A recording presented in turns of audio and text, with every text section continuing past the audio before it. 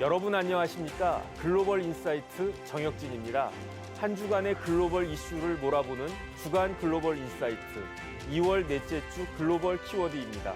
지금 만나보시죠.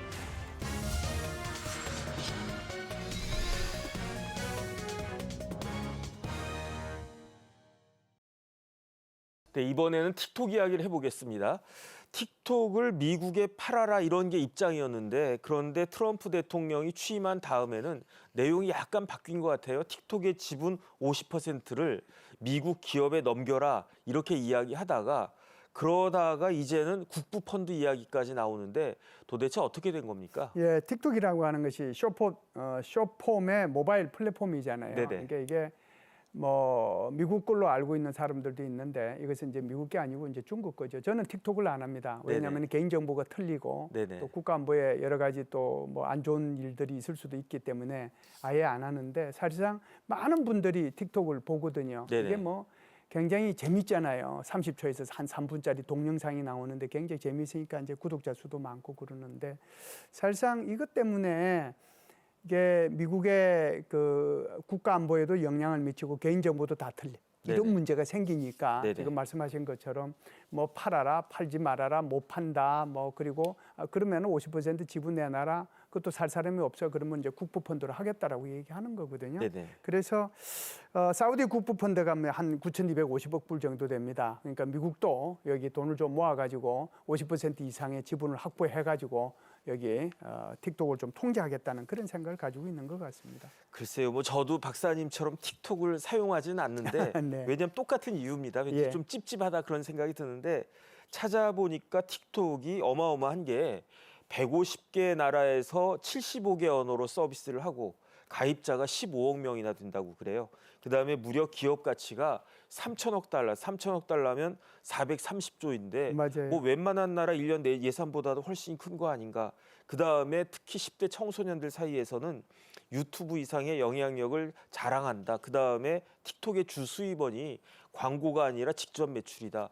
굉장히 큰 그 의미가 있는 것 같습니다. 그렇기 때문에 트럼프가 처음에는 틱톡에 대해서 반대를 하다가 지난 대선 이후에는 틱톡을 살려야 되겠다 그렇게 이야기하고 있지 않았습니까? 그럼요. 네네. 왜 이렇게 바뀐 겁니까? 180도로? 이게 이런 거죠. 틱톡이 굉장히 이제 무서움을 알았는데 네네. 사실상 틱톡이 자기한테 이제 대선 대통령 선거 당선되는데 도움을 줬다는 거죠. 왜 네네. 그러냐면 대선 기간 중에 6개월 만에 틱톡에서 1,470만에 해당되는 팔로우가 확보가 됐어요. 1470만요. 예, 트럼프 네네. 대통령한테. 네네. 그리고 이제 자신의 영상 조회수가 수십억 회가 이게 틱톡에서 나왔거든요. 그럼 기분이 좋았겠네요. 그렇죠. 트럼프가. 그러니까 네네. 이제 또 미국의 그 18세부터 24세까지 한 67%가 틱톡을 이제 이용을 하고 네네. 이걸 이제 다른 하고 이제 살펴보니까 인스타그램은 한 61분 정도 사용을 하고 네네. 그 스냅챗이라고 하는 건 48분 사용을 하는데 네네. 틱톡은 이제 95분을 Z세대들이 사용을 한다는 거죠. 그렇기 때문에 어떻게 하면은 이 틱톡을 살리면서 그러니까 미국화 시킬 건가, 이 정보를 이제 중국으로 이렇게 빼앗기지 않으면서 통제할 건가. 네네. 거기에 대한 이제 고민을 하다 보니까 네. 아마 이런 생각을 가지고 있는 것 같습니다. 그런데 사실 심각한 게 이 틱톡의 알고리즘이 결국은 중국 공산당 쪽 그 편으로 네. 중국 공산당의 입장을 뒷받침하는 쪽으로 나아간다고 그러는데 진짜로 틱톡에서 검색하면 중국 공산당한테 유리한 쪽으로 이렇게 검색이 되나요? 그러니까 이제 이게 작년 9월 달에 미국 대학 연구소에서 이제 흥미로운 연구를 한번 한 적이 있는데요. 네네. 중국 그러면은 우리가 생각하는 게 그냥 조금 부정적으로 보면 천안문이 생각날 거고 이제 신장 위구르가 생각날 거고 티베트가 아마 생각이 날 겁니다. 네. 이 세 가지 이제 단어를 가지고 틱톡하고 인스타그램 그다음에 유튜브에 이렇게 넣어봤어요. 네네. 그러면 동영상이 쫙 뜨지 않습니까? 그 동영상 3,400개를 이제 분류를 해봤어요. 네네. 그 3,400개를 보니 친중도 있을 거고 반중도 있을 거고 중립도 있을 거고 무관한 것도 있을 거 아니에요. 그 네네. 동영상 중에. 그런데 신장 위구르 지역을 탁 쳐보니까 틱톡에서는 반중 콘텐츠가 2.5 5%밖에 안 나와요. 네네. 그런데 유튜브에서는 반중 콘텐츠가 21.7%, 인스타그램은 17.3% 거의 뭐 나오거든요. 10배 가까이 그만큼 네. 이제 여기 틱톡에서는 안 나온다는 거죠. 네네. 그럼 천하문을 이렇게 한번 쳐보니까 틱톡에서는 친중이 26%, 유튜브는 7.7, 인스타그램 16.3. 그러니까 훨씬 더 친중 쪽으로 틱톡이 이제 많이 나온 거잖아요. 게다가 이제 티베트를 이렇게 쳐보니까 반중 이제 5%, 친중은 무려 30.5%. 그래서 틱톡이 친정부 성향과 친공산당 성향을 지닌 선전 도구로서 역할을 한다. 여기 네네. 이제 국가안보에 문제가 있는 거죠. 네네. 그런데 아무리 그래도 틱톡은 그냥 사기업이잖아요. 그런데 어떻게 중국 정부가 이와 같은 틱톡과 같은 사기업의 알고리즘에 관여한다라고 하는 게 우리들 입장에서는 사실 이해가 안 되는데 어떻게 이런 일이 벌어집니까? 이거는 이제 그 중국에서 그 이 여러 가지 그 이 뭐라고 할까요? 카톡에 해당되는 게 텐센트의 위챗이고, 네네. 그다음에 중국판 틱톡이 이제 바이텐스가 가지고 있는 더윈이고, 이제 우리의 그 네이버 같은 게 검색 엔진이 그 중국에서는 바이두 같은 거고, 인터넷 쇼핑몰 같으면 알리바바의 티몰 이런 것들인데, 네. 이런 것들에 대해서 중국의 알고리즘을, 인터넷 기업들의 알고리즘을 당국에 등록하도록 돼 있어요. 네네. 그러니까 이제 30개 목록을 다 등록해야 될 목록을 다 공개를 했죠. 그러니까 이 중국의 입장에서 보면 도대체 이 민간의 빅테크들이 어떻게 고객들에게 맞춤형 콘텐츠를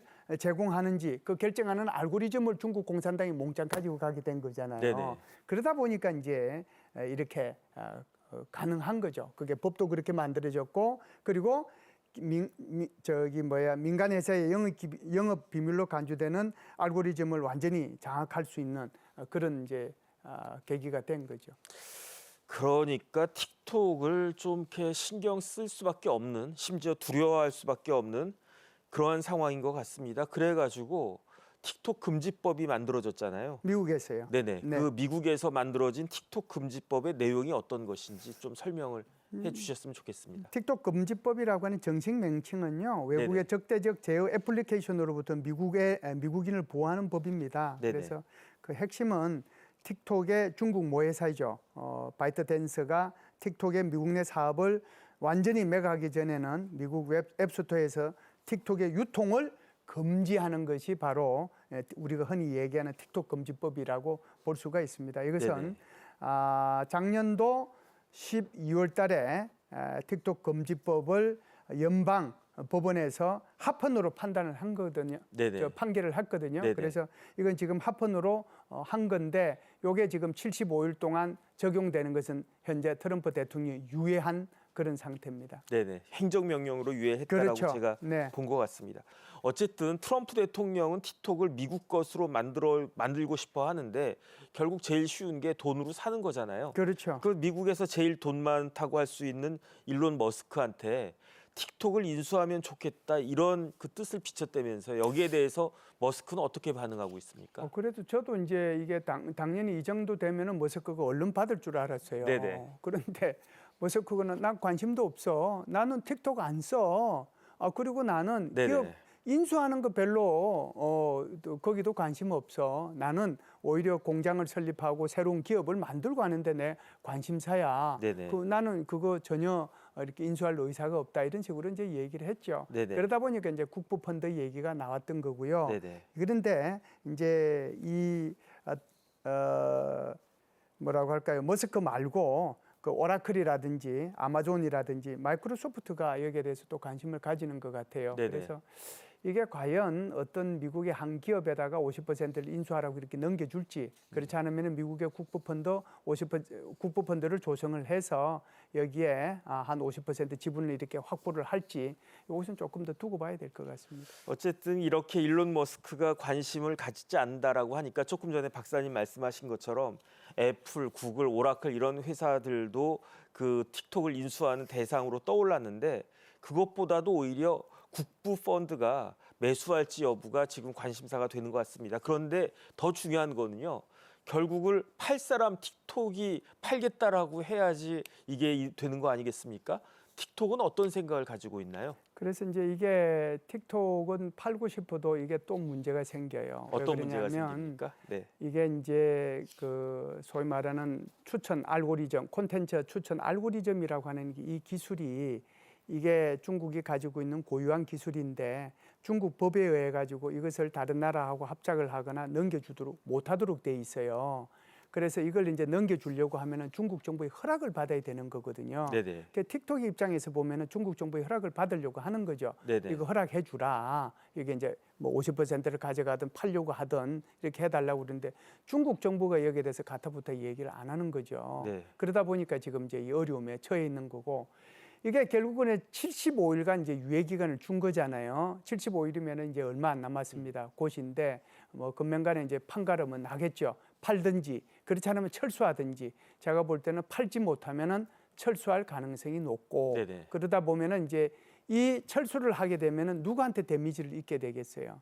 이게 이제 사실상 미국의 젊은이들은 틱톡을 즐겨 보거든요. 즐겨 이제 활용을 하고 그러는데 그걸 못 하게 되면은 결국은 그 원성이 전부 다 트럼프 대통령한테 간다는 거죠. 그러니까 중국은 이걸 노리고 있는 거죠. 네네. 트럼프의 명성을 깎아내리고 트럼프의 인기를 떨어뜨리게 하는데 오히려 더 목적이 있기 때문에 나 버티겠다라고 생각을 하는 거죠. 그러면 결국은 뭐 틱톡 생각이라고 하는 게 중국 정부의 생각이라고 할 수 있을 것 같은데 중국 정부는 어떠한 그런 생각을 가지고 있습니까? 그러니까 이제 중국 정부가 가지고 있는 생각 자체가 그런 거죠. 이게 어떻게 보면은 지금 미국하고 중국 사이에 무역 전쟁 제2라운드가 시작이 된 거잖아요. 네네. 지난 4일 날 미국은 중국에 대해서 10%의 관세를 부과했고 또 10일부터 중국은 미국에 대해서 LNG 같은 경우는 15%또 다른 거는 10% 해서 지금 제2의 무역 전쟁이 일어나고 있는데 지금 이 가운데 지금 이 부분이 들어 있거든요. 그래서 이제 중국 같은 경우에는 구글에 대해서도 여러 가지 이제 반독점법을 걸어가지고 이것저것 이제 확인하고 하는 그런 과정 속에 있는 거고요. 그리고 이제 여기 이 지금 이 부분 같은 경우에도 이대로 두게 되면 결국은 75일 정도 지나서 안 팔게 되면 결국은 이제 철수해야 되는 거잖아요. 네네. 철수하게 되면 결국은 이제 미국의 트럼프 대통령한테 어떻게 보면 타격을 주는 거니까 그러면은 트럼프 대통령한테 이 얘기하는 거죠. 너 선택을 해라. 네. 이거 그냥 활용을 하든지 그렇지 않으면은 난 철수하겠다라고 하는 그런 생각을 가지고 있는 거죠. 그러면 치킨 게임과 같은 그런 네, 양상이 될 수 일종의, 있겠다 그 네. 생각이 듭니다.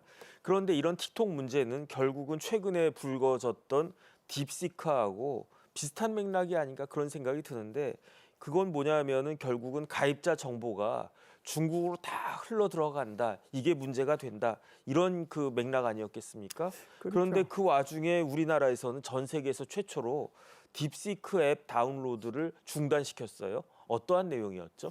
이제 사실상 뭐 딥시크라고 하는 것이 뭐 중국판 챗GPT지 않습니까? 네네. 근데 이게 이제 문제가 됐던 것이 야 이렇게 단기간 내 이렇게 싸게 이렇게 그 성능의 그런 반도체를 통해 가지고 이렇게 개발할 수 있었어. 이것이 이제 전 세계에 준 쇼크였잖아요.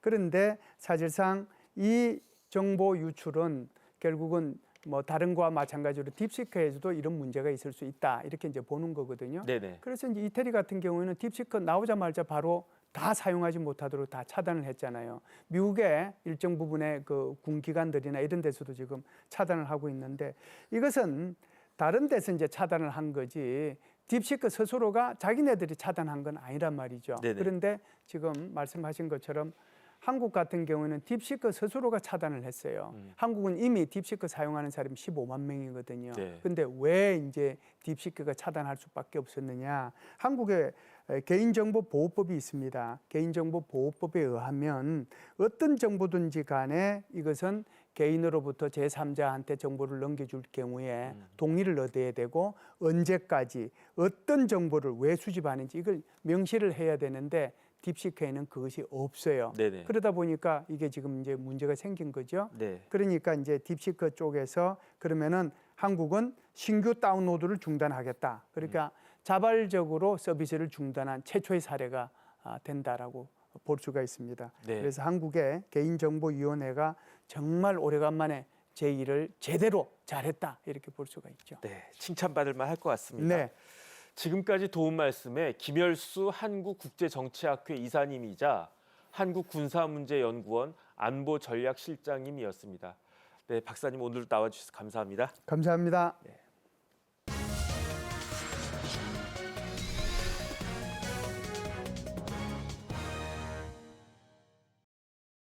지구를 둘러싼 우주 쓰레기에 대한 이야기를 나누어 보도록 하겠습니다. 우주 쓰레기 처리 기술을 연구하고 개발하고 있는 우주로테크 이성문 대표님 나와 계십니다. 대표님 안녕하셨습니까? 네, 안녕하세요. 반갑습니다. 네. 우주에서 뭔가가 날아온다. 이거는 뭐 영화 속에서나 있는 일 아닌가 그런 생각이 들었는데 올해 초 아프리카의 케냐에서 벌어진 일이라고 합니다. 사진 한번 보시겠습니다. 와, 저게 뭔가요? 아주 큰 물체인 것 같은데 보기만 해도 아찔한데 저게 어떤 겁니까? 네, 보통 저런 쓰레기 같은 경우에는 이제 우주 발사체에서 남은 잔해물들이 지상으로 떨어지는 경우에 저런 쓰레기들이 종종 발견되기도 하는데요. 네네. 이런 우주 쓰레기들은 발사체뿐만 아니라 인공위성들이 임무를 다 끝낸 인공위성들이 폐기되면서 떨어지면서 발생하기도 합니다. 네네. 그런데 그 사실은 뭐 우주가 아니라 아파트에서 작은 화분이 뭡니까? 뭐 풍선에다 물만 담아놓고 떨어뜨려도 사람이 맞으면 굉장히 심각한 문제가 발생하지 않습니까? 그런데 저거는 우주에서 날아왔다는 거잖아요. 그러면은 저거 맞으면 진짜 사람이 여러 사람 다치거나 사망할 수도 있을 것 같은데 그런 일은 없었다라고 하니까 다행이다 이런 생각은 드는데 그럼 도대체 이런 우주 쓰레기는 어디에서 날아오는 겁니까? 네, 지금까지 우리 인류가 우주에 발사한 물체들의 질량만 따져도 13,000톤 이상, 개수로는 4만 개 이상 정도의 물체가 지금 관측이 되고 있는데요. 4만 개가 넘네요. 네네. 맞습니다. 네, 이런 것들은 인공위성들도 있고 발사체 잔해물들도 있고 여러 물체들이 섞여 있습니다. 네네. 그런데 말씀하신 대로 이렇게 고리처럼 지구 주변을 둘러싸고 있는 모습이 아름답기도 하지만 네네. 이러한 우주 쓰레기들은 굉장히 빠른 속도로 돌고 있기 때문에 이런 쓰레기들 잔해물들과 다른 정상적으로 잘 작동하고 있는 위성들이 부딪힌다면은 네네. 정상 작동 위성들을 완전히 파손시키거나 기능을 일부 마비시킬 수 있는 그럼 뭐 그런 우주 위험이 교통사고 같은 겁니까? 맞습니다. 네네. 그런 개념으로 발생할 수가 있습니다. 네네. 이러한 우주 교통사고는 우리가 뭐 가상의 이런 SF 시나리오에서만 볼 수 있는 건 아니고요. 네네. 이미 여러 차례 사건 사고들이 있었고 요즘에도 계속해서 우주 쓰레기가 증가하면서 다른 위성들의 정상적인 운영을 방해하고 있습니다. 네. 그런데 최근 몇 년 사이에 이러한 우주 쓰레기가 아주 폭발적으로 늘어나고 있다면서요? 그 이유가 어떤 겁니까? 네, 결국 쏘는 물체가 많아졌기 때문인데요. 네네. 이 인공위성들을 옛날에는 국가 주도로 발사를 하고 개발을 해왔다면은 네네. 2010년대 정도부터는 이제 민간 기업들이 적극적으로 우주 개발을 진행을 하고 있습니다.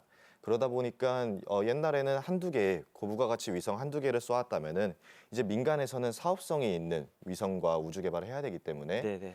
좀 더 작더라도 저렴하고 많은 숫자의 인공위성을 다수 생산을 해서 그런 것들을 동시에 발사하고 운용하는 이러한 군집 운용 체계들이 활성화되기 시작했습니다. 네네. 이런 것뿐만 아니라 이제 스페이스X처럼 우주에 접근을 할 수 있게끔 해주는 발사체 솔루션 기업들도 많이 등장을 하게 되면서 결국 액세스할 수 있는 방법들이 다양해졌습니다. 네네. 그만큼 우주에서의 어떤 인공위성을 활용하거나 인공위성으로부터 내려오는 데이터를 활용하는 산업들도 함께 성장을 하고 있고요. 네네. 네, 그렇기 때문에 민간에서 결국 이런 수요들이 늘어난 만큼 우주 쓰레기들의 숫자들도 함께 늘어나고 있습니다. 네. 그런데 저런 우주 쓰레기들이 우리 같이 땅에 있는 사람들한테도 영향을 미칠 수 있지만 오히려 실질적으로 더 영향을 미치는 게 하늘을 떠다니는 항공기에 굉장히 위협이 될 수 있다 이런 이야기가 들리던데 진짜로 항공기 운항에 뭐 문제를 야기할 수 있는 겁니까? 아, 네, 물론입니다. 이 옛날에는 물체가 떨어지는 숫자가 많지 않았기 때문에 네네. 항공기 운용하는 입장에서 크게 신경 쓰지 않았었는데요.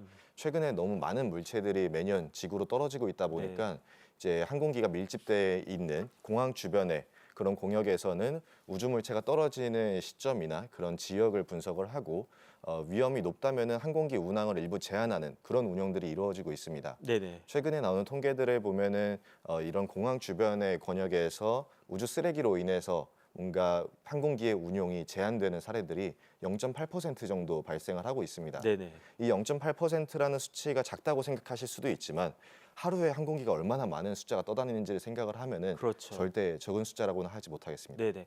그러면 만약에 이렇게 충돌하게 되면 어떤 결과가 초래가 될까요? 네, 결국 항공기나 인공위성이나 마찬가지로 굉장히 취약한 구조적으로 위험한 구조들이 있습니다. 네네. 작은 구멍이 하나가 뚫리거나 또는 작은 부품 소자 하나들만 파손이 되더라도 굉장히 이 기체에 큰 결함을 일으키거나 네네. 인공위성의 기능에 중요한 이슈들을 발생시키기 때문에 이런 것들은 당연히 이런 물체들이 충돌되기 전에 여러 추정과 시뮬레이션들을 통해서 이런 위험들을 먼저 분석을 하고 그 위험들이 높은 경우에는 안전을 위해서 우리가 조금 불편하더라도 항공기 운항을 제한한다던가 네네. 아니면 기존의 경로를 수정한다던가 네. 이런 방식으로 문제에 대한 해결이 필요합니다. 네네.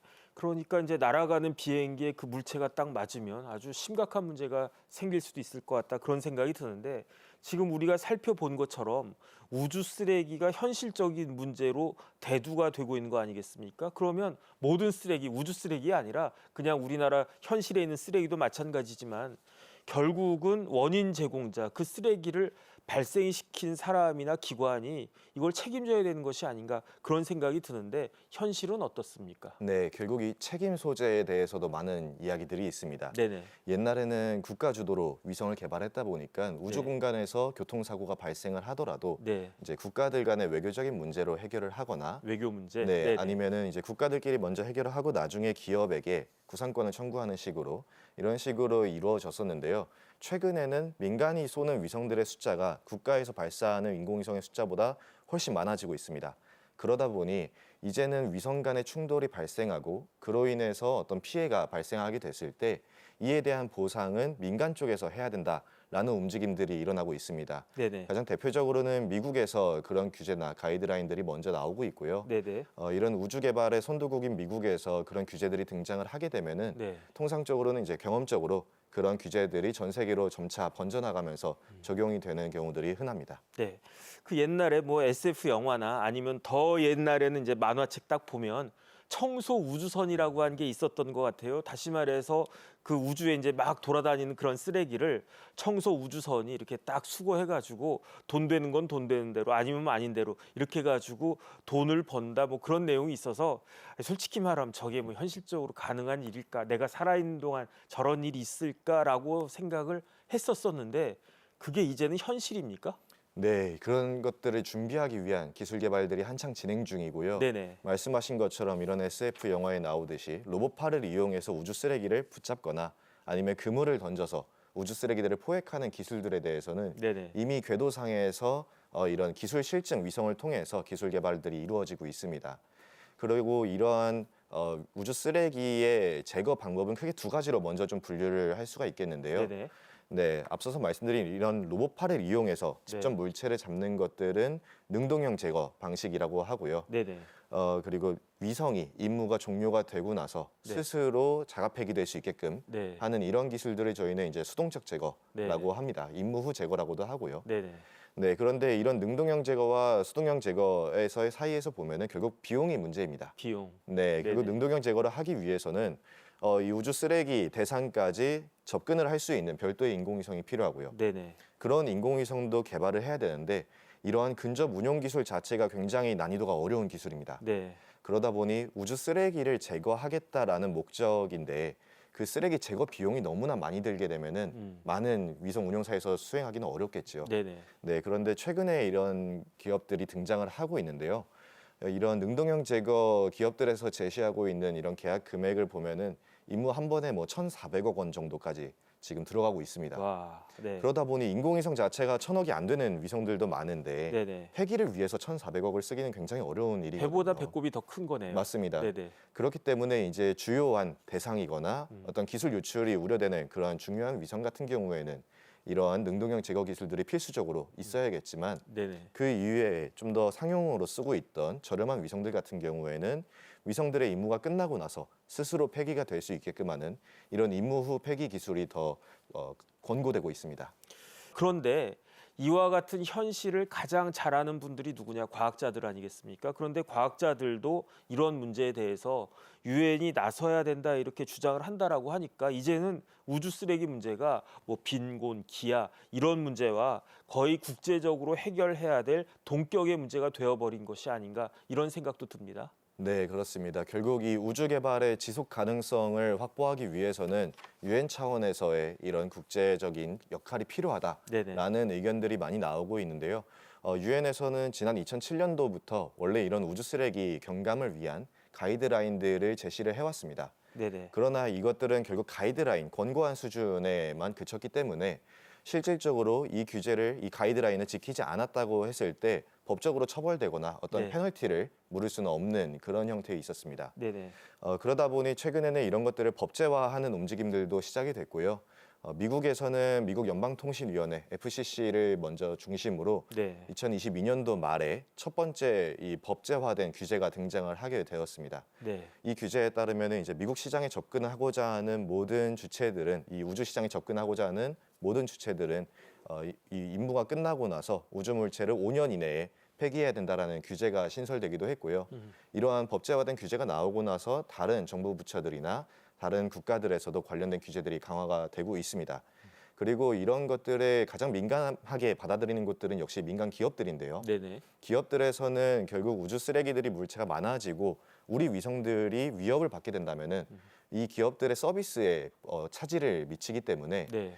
먼저 이런 기업들끼리 지금 모여서 한 27개 정도의 글로벌 우주 기업들끼리 우주 공간에서의 충돌이 예상되는 시점엔 어떻게 서로 피해야 되는가, 네. 그리고 이런 위험이 예측되기 전에 우리가 어느 정도의 기술 수준을 갖추고 있어야지 충돌에 대해서 미리 예방을 할 수 있는가, 이러한 가이드라인들을 내놓고 있습니다. 네.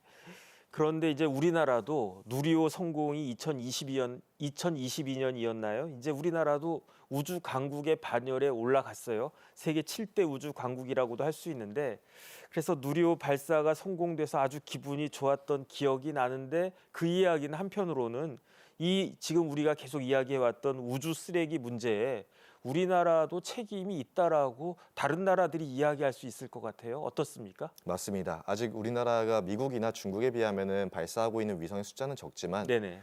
전 세계적인 시장에서 봤을 이 글로벌 기업들이나 국가별 우주 개발의 수준을 봤을 때 절대 작은 수치가 아닙니다. 네. 네, 20개 내외 정도의 이제 인공위성들이 개발되고 발사가 되고 있는데요.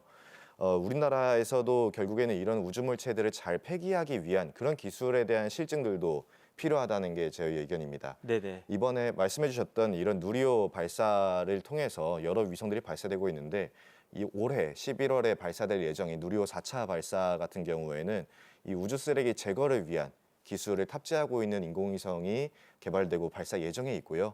이러한 인공위성들은 이 우주 물체 폐기 기술을 우주 공간 내에서 실증을 하기 위한 그런 기술 개발을 진행하고 있습니다. 네네. 밤하늘의 저 별이 정말 별인가 아니면은 인공위성인가 의심해 본 적이 있으십니까? 앞으로는 의심을 해야 될 것 같습니다.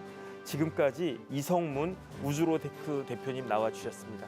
대표님 감사합니다. 네, 감사합니다. 지금까지 2월 넷째 주 글로벌 인사이트였습니다.